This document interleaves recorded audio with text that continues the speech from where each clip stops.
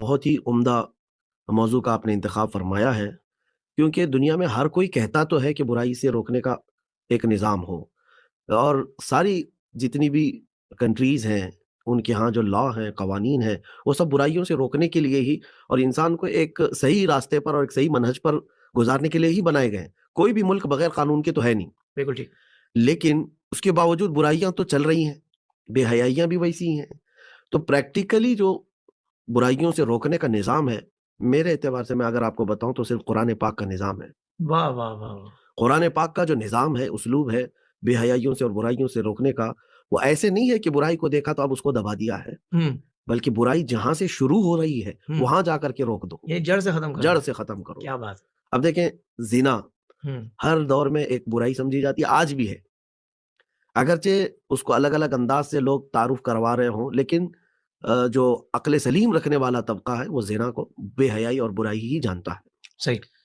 تو اب یہ زنا سے روکنے کے لیے سزائیں تو ہیں، حدود ہے، یہ سب بات کی چیزیں ہیں، ہو گیا تو اب اس کے اوپر کیا کرنا ہے وہ الگ ہے۔ لیکن قرآن پاک میں رب تعالیٰ نے اس سے روکنے کے لیے کیا فرمایا؟ قل للمؤمنین یغضوا من ابصارہم، واہ واہ۔ محبوب آپ فرما دیں مومنوں سے کہ اپنی آنکھیں نیچی رکھو۔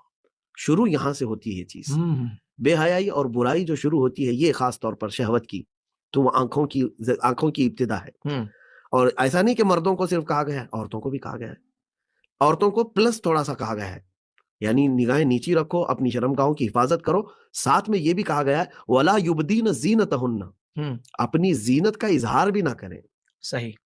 اب بہت سارے آج کے دور میں یہ کہتے ہیں نا، جب ہم عورتوں کے لباس کے بارے میں بات کریں تو وہ ہمیں پرانا دقیانوسی کہتے ہیں، فنڈامنٹلسٹ کہتے ہیں، یا پھر الگ الگ طریقے سے ہم لوگوں کو ایک بلیم کر کے لوگوں کے درمیان ایسی چھوی پیش کرنا چاہتے ہیں جیسے کہ ہم ترقی یافتہ لوگ نہیں ہیں یا ترقی کو نہیں چاہتے ہیں۔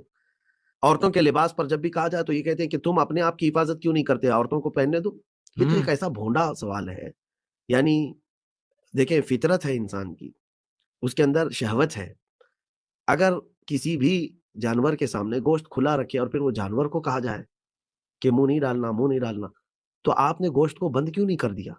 واہ واہ واہ۔ حفاظت کا طریقہ تو آپ کے پاس بھی ہے۔ تو اب یہاں پر عورت کو اور مرد کو دونوں کو حکم ہوا ہے کہ نگاہیں نیچی رکھو، یہاں سے شروعات ہوتی ہے۔ ابھی دیکھیں، اسلام میں جڑ پر انگلی رکھی گئی ہے، کمال۔ جڑ پر انگلی رکھی۔